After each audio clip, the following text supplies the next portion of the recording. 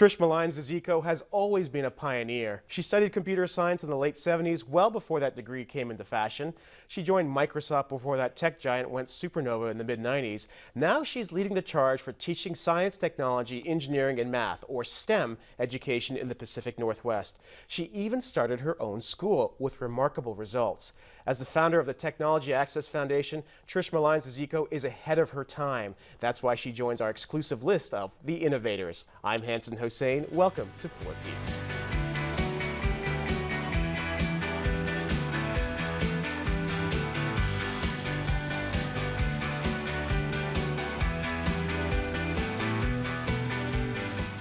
Trish Millines-Dziko from Taft Technology Access Fund. Welcome, Foundation.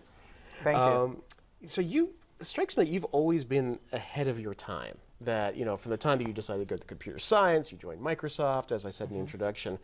Now there's all this conversation around STEM education, but you were there years before. How does it feel to finally be redeemed? Oh, it's pretty amazing, actually, when you think about how important STEM education is and the fact that students of color are now ahead. We just need to get more of them there at this point. When you say students of color are now ahead of whom? The whole STEM movement, so we focus on students of color and low-income students in STEM, and for once they're actually getting ahead of the boom. When we first started in '96, the kids were behind, and that's why we started, and we focused mostly on technology, and the idea was to get them to be inventors and creators of technology, and we were able to accomplish that and move very quickly into the full STEM spectrum. And now what you're seeing is at least the Taft students are ahead of the game, and we'd like to see more Taft students ahead of the game. And why did you identify that particular issue or element as something that required advancement in that particular demographic group? Well, so when you look at all the STEM fields, people of color are not represented, particularly African Americans and Latinos. And when you start to look at things like where it's really important, research science, and we start talking about health issues, there's very little research going on for people of color and the conditions that we suffer from. So in order to change that, you need people who are interested, and who's going to be interested? People of color themselves, right? So you need that great background in science, you need it in technology, you need to be able to solve problems, be critical thinkers, and really be interested in your community and what's going on in your community in order to pursue that type of field. So we give kids opportunities to do that, and we're starting to see the fruits of the labor now. We know that STEM has become a huge topic here in Washington State. It ranks so low in the country when it comes to STEM education. And we know that Boeing and Microsoft are suddenly throwing money at it because they think this is something that has to be addressed for the workforce of the future, the workforce of now. Back in '96, I don't think a lot of people were talking about this. This might have been just an after-school program for you. What was it like being that voice when nobody else was really paying attention? Well, actually, '96, the biggest challenge we had was getting kids to see that this is something they wanted to do. So our first class, we started the program after a year of planning in October '97, and we had to beg kids to come to the program. So we started with 32 kids, and 27 finished, and 27 got internships. And from that point on, we had a wait list. And that was during the dot-com boom. It was the beginning of the boom. So we didn't have any problems getting corporations interested. It's when the bust happened that we really started to have challenges. And what we did was we had such a great product that companies, instead of hiring one kid, would hire 2 or 3. So it made up for the companies that went out of business and dropped off. But now what we're starting to see is there's this interest in STEM, but not the understanding of what it takes to marry the academic environment with the corporate environment, and that's the work that we do. Well, that's interesting. So recently you co-founded, I guess, this school. Yes. In Federal Way, and it's unique in the fact that it's a public-private partnership. You got a nonprofit basically working with these companies to do that. I'm just going to show a little video from Taft Academy, and you've been very successful out of the gate. I think very recently you graduated your first class, and a lot of them got to go to their college of first choice. So why do you still think you face a challenge if you're being so successful at this level? As I was talking to someone earlier, it's that you're never a prophet in your own land, right? We like prophet, to believe P-H-E-T, you mean? Yeah. It's like, we really think we're so innovative here, but we are when it comes to companies, but when you start talking about education, we don't support our own innovation. And so that's one of the challenges I see. We're a very successful model, but people want the easy way out. this is not an easy model to do, because regardless of whether it's a public-private partnership or not, you still have to pay attention to kids, and you have to pay attention to each and every individual child, and that's a high-touch industry. And I think we're looking for those solutions around the so-called achievement gap and things like that, and their distractions from the actual work that needs to get done. So you're saying, on one hand, we're looking at the corporate side, then we're looking separately at the education side. What do you really need to see happen now for the connection to be successful for you? Well, in terms of a STEM education, and really any type of education, you need industry to be connected to schools. So for instance, the thing we have is a teacher-scientist partnership program where we have STEM professionals coming on the campus every day. Sometimes they teach, sometimes they help evaluate projects, sometimes they help the kids with data from the projects. They're involved with what's going on in the school. They're not giving us money and then walking away. They're not coming in for a little field trip and then walking away. They are deeply involved, and that's really what it takes. And we have the model to do that, and it's really been beneficial for our kids. So when they go out on the internship, they know the people who they're interning for, because those people worked on the campus with them, and those people worked on their projects with them. So they already have that kind of relationship, and it makes their internship more successful, and it brings it back to the classroom, and they see why it is they're learning. So this sounds utterly awesome. But it's just one school in this vast wilderness of a school system that some say is kind of broken. I mean, it sounds like we want to have one of these schools in every possible community, not just in Federal Way. Absolutely, and we're in the position actually to help start other schools if people want to do the same thing, and to also start schools ourselves. The thing we need is the support, the financial support to do it, because in our state we're so low funded. We're 42nd in the nation in per student funding. So for instance, in Federal Way, we get $4,852 per kid from the state, which is like nothing when you think about it. You look at other states, they get, 10, 15,000 per kid. So if you double the number from the state, then I think more schools could do what we're doing. As it is, we have to raise money to add on to what it takes to educate kids properly. Including getting money from corporations. Including getting money from corporations. Which for some is kind of an uncomfortable alliance sometimes. But if they want STEM professionals, at the end of the day, they have to make the investment in K through 12. They can't wait to go to the colleges and recruit, because there won't be enough kids there to recruit from. Well, we're going to talk more about what has motivated you in your personal story to do some of this work. We'll return back with 4 Peaks with Trish Millines-Dziko. Right back.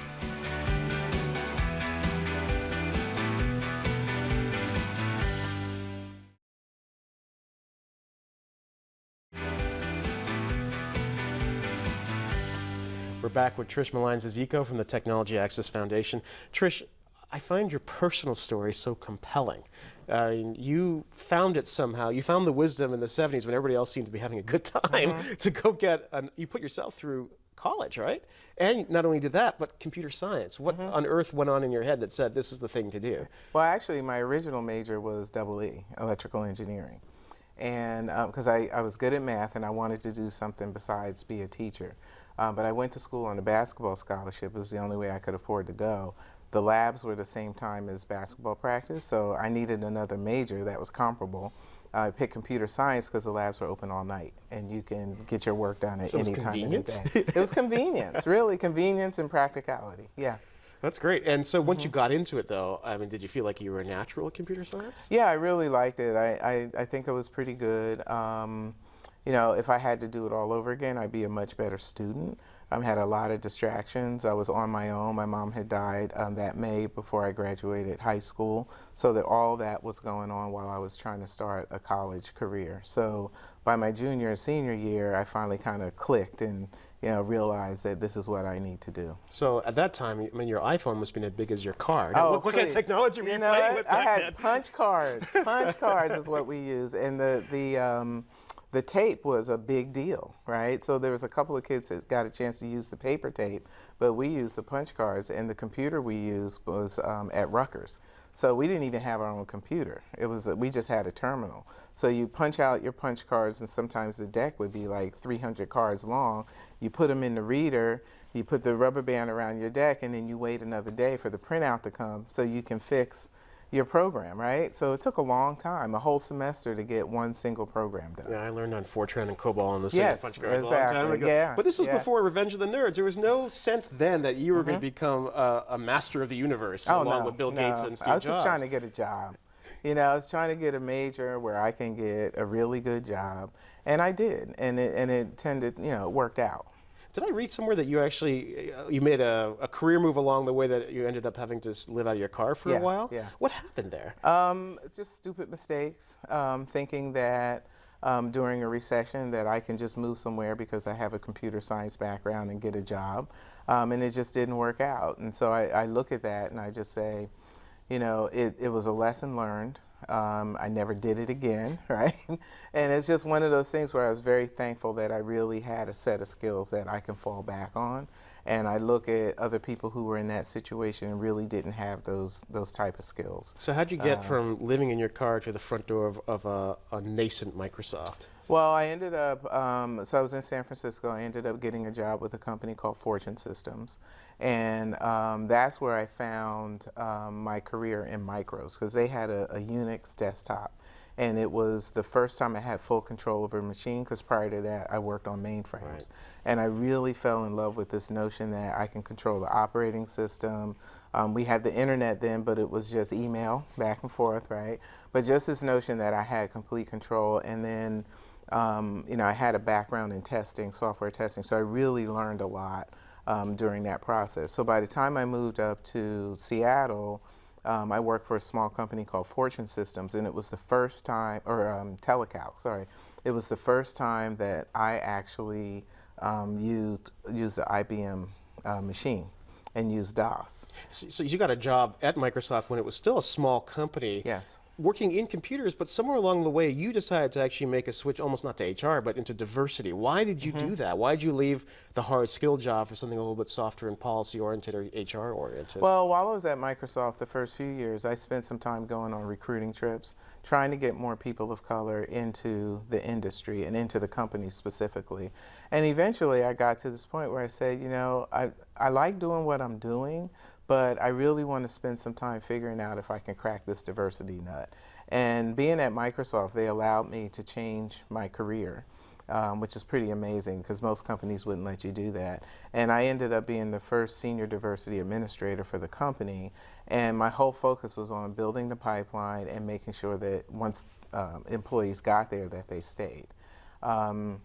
It was a good move for me, not so much a good move for the company because they lost a technical person who was a woman and a person of color, so that didn't do so well for their diversity stat. Well, I want to talk to you when we get back from our break about being a person of color and a woman in a fairly male, white-dominated world. So I think after the break, we'll talk to Trish Millines-Dziko exactly about that. We'll be right back.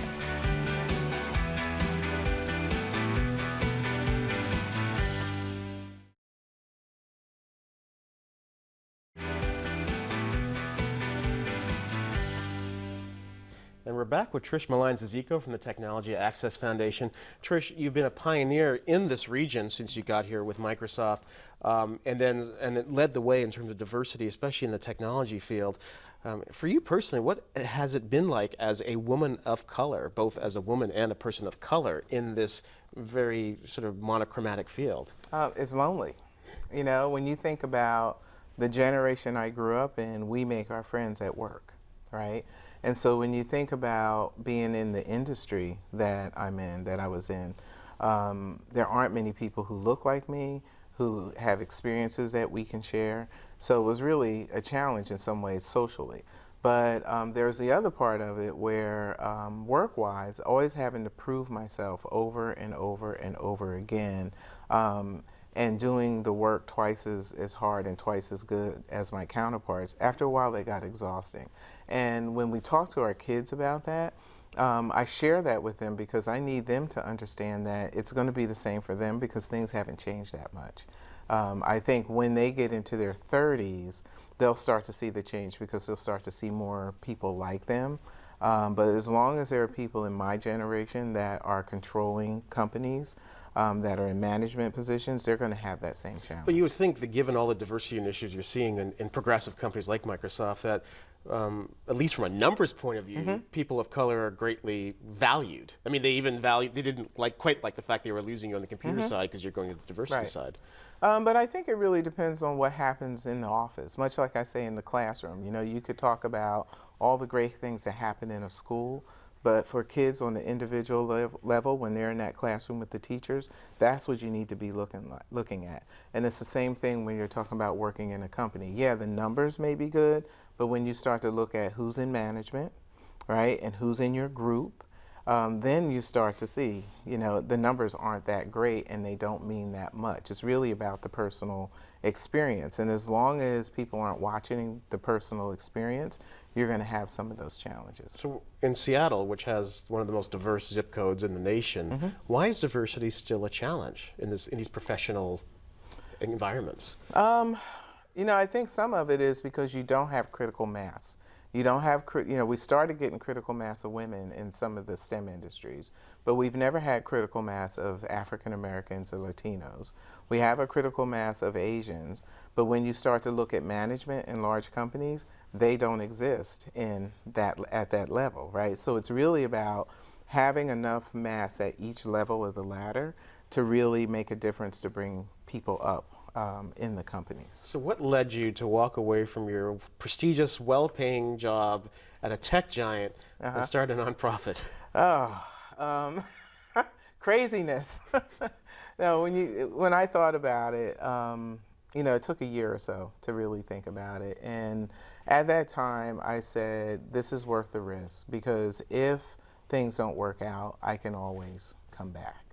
And, you know, 17 years later, I haven't gone back. Why was it so important to you to do that? That sounds like you were really following your heart, that you felt like something had to be fixed and you were the one to fix it. Well, I saw the industry changing, right? So when I started, only businesses government and some businesses use technology, right? And then over time, it was all businesses using technology. Then the universities were using it. And then it started leaking into the K-12 system. But kids who look like me weren't getting access still, right? And so what I saw was the writing on the wall that there'll be even fewer people than me getting into these industries if we don't do something. You know, my time going out to the colleges trying to recruit really told me that we had a problem, a pipeline problem. And I felt like it was important to do it at that moment, otherwise it wouldn't get done. And so now that seems to be very successful, what are you hearing from the folks on the other side of the pipeline who are receiving your recruits so that you've sent them their way? Well, I would say even from day one, when our kids were just interns at some of these companies, they said they were the most well-prepared, conscientious kids that they had seen. So they were competing sometimes against college kids when they were in high school. But they knew how to ask for work when they could see that the work was running out. They knew how to dress, they knew how to behave, they knew how to speak properly to people, get the work done, ask for help when they needed it. And that was all because of the training that we gave them. We also gave the corporations training around how do you work with these kids. They're going to be teenagers. They're going to be probably the only people of color in your company, and these are the things we need you to do with them. You can't give them make work, busy work. You have to give them challenging work. Yeah, I think when we come back, I want to talk to you about how you actually bring those corporations into the conversation and the partnership. So we'll be right back at 4 Peaks.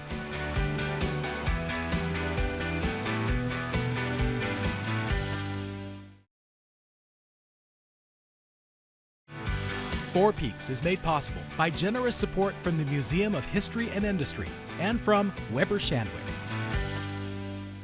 We're talking technology and diversity with Trish Millines-Dziko of the Technology Access Foundation. Trish, you've managed to partner with Boeing and Microsoft to fund the TAF Academy. I think Intel recently recognized your school as the top middle school in the United States for math instruction. What's been your strategy for roping these companies into a partnership? Well, I think it's starting at the bottom, starting with the employees and really getting them engaged in the school or any of our other programs. And then once they get engaged, then they start to talk to their managers and start to talk to their company about what a great program this is. And then when we apply the funding, then it becomes this thing that their staff has already been involved in. I think the other piece is having them recognize that since they've hired interns, that they see the value of what we do, and if they want to see more of it, we need them to contribute economically. I mean, it's amazing. It feels like, I mean, given where you started, you had this vision, and now years later we're here where everybody's talking about this, and you've got these major companies involved.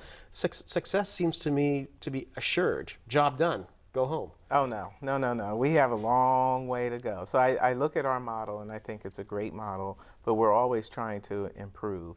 But when you start to look at the broader picture, we need to look at adaptive behavior among adults. You know, everybody from families and communities to the schools, that we need to make sure that all the adults are doing the job they need to do, because when we do our job, kids will be successful. We need to create environments in our schools where kids can be successful, where they can be in charge of their own learning, where teachers are actually learning. You know, we're still teaching that 1950s model where kids sit in cemetery rows and the teacher's in front as the vessel of all information. It's like, we can't do that anymore. That's changing. We know that's changing That's very quickly. changing, but it's not changing in my community. And that's the thing that's important. We needed to change. We have schools that are still set up in that disciplinary way where, you know, it's that punishment instead of the asset base. It's more about, you know, you're not behaving, you're not doing this, so therefore I'm going to take away, instead of giving them that fertile ground to really play and learn in. And that's why our model works, because we let the kids guide the learning, and the adults are about creating the environment. And it sounds like you're on your way to success then, instead of declaring success. Very Yes. briefly, if you weren't doing this, if you're free of all other obligations, what would you be doing? Oh, I'd be gardening. I'd be gardening. I would be teaching kids how to grow their own food, how to live off the land, and you know, have their own chickens and things like that. You know, either way, it sounds like you're engaged in worthy endeavors. So Yes. I'm grateful for your existence in terms of what you pursue and what matters to you. So Thank you. Trish Millines-Dziko, tech pioneer and founder of the Technology Access Foundation. Thank you very much for joining us. Thank you I very think your work much. is really important. And we invite you all to extend your reach by connecting with us at 4peaks.org. I'm Hanson Hossein.